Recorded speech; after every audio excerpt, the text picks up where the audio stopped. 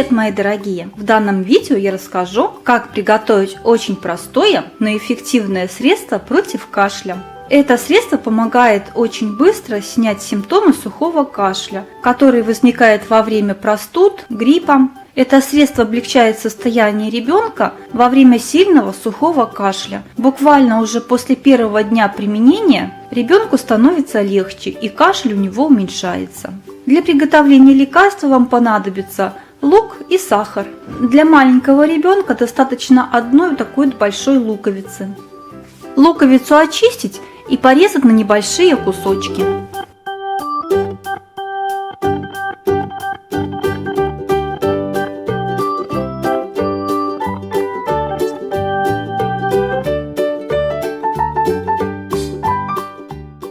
Порезанный лук перекладываем в баночку, посыпаем небольшим количеством сахара и оставляем часа на 2, чтобы выделился луковый сок.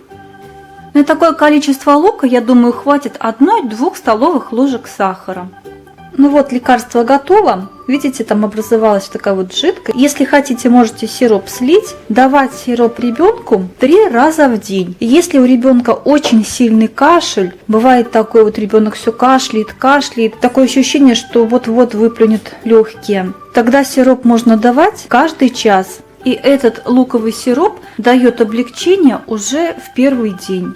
Ребенок меньше начинает кашлять, и когда кашель уменьшится намного, достаточно 3-4 раза в день. Такой сироп не рекомендуется давать детям с аллергическим типом кашля. В таком случае лучше посоветоваться с врачом. Этот луковый сироп получается сладенький, и детям нравится его принимать. Так что с приемом лекарства у вас не будет проблем. Вот и все, лечитесь, будьте здоровы. Хочется узнать ваше мнение, помог ли вам сироп. Пишите комментарии, ставьте лайки и подписывайтесь на мой канал. Всем пока!